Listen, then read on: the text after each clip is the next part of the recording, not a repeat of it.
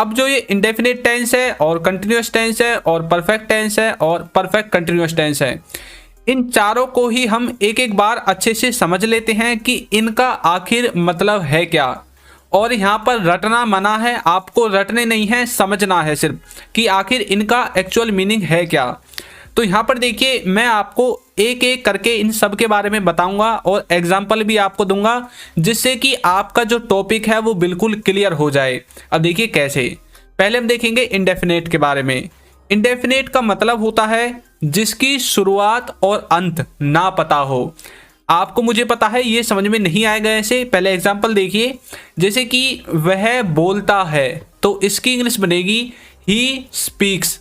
अब ये कैसे बनी, इसका स्ट्रक्चर मैं आपको इसके बाद बताऊंगा, लेकिन यहाँ पर गौर करने वाली बात यह है वह बोलता है। अब हमें ये नहीं पता कि वह कब से बोलता है और कब तक बोलता रहेगा, तो इसलिए मैंने आपको बोला इंडेफिनेट के अंदर वो वाले सेंटेंसेस आते हैं जिनके अंत और शुरुआत के बारे में हमें ना पता हो।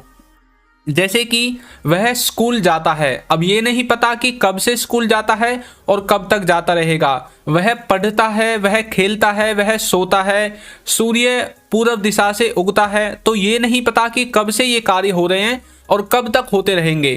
तो इस तरह के सेंटेंसेस को हमें रखना पड़ता है इंडेफिनेट में। इंडेफिनेट अपने आप में एक देखिए क्या है, एक होता है डेफिनेट यानी कि पक्के तौर पर, और एक होता है इनडेफिनेट जिसे आप पढ़ रहे हैं यानी कि जिसके बारे में हमें पक्का नहीं पता है। तो इस तरह से आप इंडेफिनिट टेंस को समझोगे। अब नेक्स्ट है हमारा इसमें कंटिन्यूअस। कंटिन्यूअस का मतलब देखिए क्या होता है, इसका मतलब होता है जो लगातार चल रहा हो, यानी कि जो कार्य आपका प्रेजेंट में भी लगातार चल रहा हो, पास्ट में भी लगातार चल रहा हो, या फिर आने वाले समय में यानी कि फ्यूचर में लगातार चल रहा होगा। तो यदि आपको प्रेजेंट का वाक्य बनाना है तो प्रेजेंट में लगातार चल रहा होना चाहिए वह कार्य, पास्ट का बनाना है तो पास्ट में वह कार्य रेगुलर चल रहा होना चाहिए, और फ्यूचर का बनाना है तो फ्यूचर में वो कार्य रेगुलर चल रहा होना चाहिए। तो इस तरह से आप प्रेजेंट कंटिन्यूअस, पास्ट कंटिन्यूअस और फ्यूचर कंटिन्यूअस इन तीनों को बना लोगे। तो जो कार्य रेगुलर चल रहा हो, एग्जाम्पल देखिए, वह खेल रहा है, तो कैसे बोलोगे, ही इज प्लेइंग। अब यहाँ पर इज कैसे आया, प्ले के साथ आईएनजी कैसे आई, ये आपको वीडियो के अंत तक पहुंचते पहुंचते बिल्कुल पता चल जाएगा। तो यह क्या है, वह खेल रहा है, तो ये प्रेजेंट का वाक्य है कि वह प्रेजेंट में खेल रहा है, इस तरह से। नेक्स्ट देखिए, नेक्स्ट है इसमें हमारा परफेक्ट। परफेक्ट का मतलब देखिए आप क्या समझते हैं। परफेक्ट अपने वर्ड से ही डिफाइन है कि कोई कार्य परफेक्टली हो चुका है, यानी कि जो पूरी तरह से शुरू या फिर खत्म हो गया हो। उन सभी कार्यों को बताने के लिए हमें यूज करना पड़ता है परफेक्ट टेंस का। या तो वो कार्य पूरी तरह से खत्म हो गया है या फिर पूरी तरह से शुरू हो गया है, प्रेजेंट में, पास्ट में या फिर फ्यूचर में। यदि प्रेजेंट का वाक्य बनाना है तो प्रेजेंट में वो कार्य खत्म हो गया होगा या फिर शुरू हो गया होगा। अगर फ्यूचर का बनाना है तो यही शुरू और खत्म फ्यूचर के लिए होंगे, और यदि पास्ट का वो वाक्य है तो पास्ट में ही खत्म हो गया होगा या फिर पास्ट में ही शुरू हो गया होगा। इस तरह से आपको परफेक्ट को समझना है।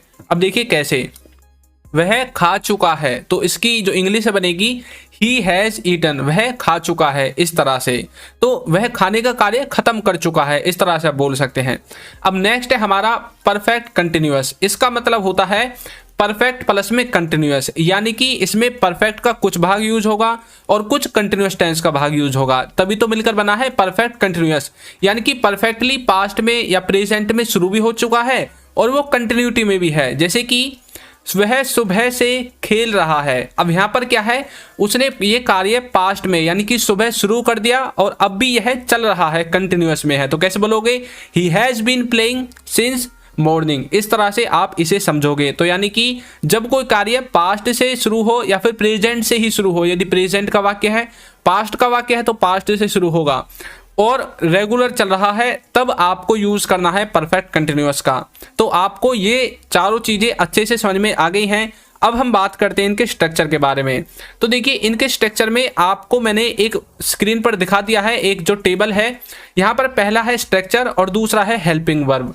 अब जो स्ट्रक्चर है इसमें सिंपल टेंस में ये वाला स्ट्रक्चर यूज होगा, यदि आपको नेगेटिव बनाना है तो ये वाला स्ट्रक्चर यूज होगा, और यदि आपको इंटरोगेटिव बनाना है तो आपको इस वाले स्ट्रक्चर को यूज करना है, और इंटरोगेटिव नेगेटिव के लिए इस वाले स्ट्रक्चर को यूज करना है। अब यहाँ पर मैंने लिख रखी है helping verb, subject, verb, object. तो सब्जेक्ट वो होता है जो कार्य को करता है, वर्ब वो होगी जो कार्य आप करोगे, और ऑब्जेक्ट वो होगा जिस पर सब्जेक्ट कार्य करेगा। और हेल्पिंग वर्ब मैंने नीचे लिखी हुई है, प्रेजेंट के लिए ये वाली, पास्ट के लिए ये वाली, और फ्यूचर के लिए ये वाली हेल्पिंग वर्ब यूज होगी। अब यहाँ पर ऊपर लिखा हुआ है इंडेफिनेट V1, तो इंडेफिनेट टेंस में वर्ब की फर्स्ट फॉर्म, कंटिन्यूअस में लिखा हुआ है V1 प्लस ing, तो कंटिन्यूअस में वर्ब की फर्स्ट फॉर्म के साथ ing, और परफेक्ट में लिखा हुआ है V3। तो इस तरह से आप इसे बनाओगे। अब नीचे मैंने इनका स्ट्रक्चर लिख दिया है कि आपको किस तरह से इन्हें यूज करना है। तो सब्जेक्ट आपको पता चल गया, हेल्पिंग वर्ब पता चल गई, वर्ब पता चल गई, ऑब्जेक्ट पता चल गया। अब ये किस किस के साथ यूज होंगे, तो यहाँ पर देखिए जो थर्ड पर्सन सिंगुलर है उसके साथ, यानी कि ही, सी, इट, और किसी व्यक्ति का नाम, इसके साथ यूज होगा इज, वाज, हैज और डज। ये चारों इन सब के साथ यूज होंगे, और डिड, हैड और विल, इनको आप सब के साथ यूज कर सकते हैं। तो इस तरह से आप इसके स्ट्रक्चर को समझोगे। अब आपके समझ में आ गया होगा कि किस तरह से इसका स्ट्रक्चर बनता है। अब मुझे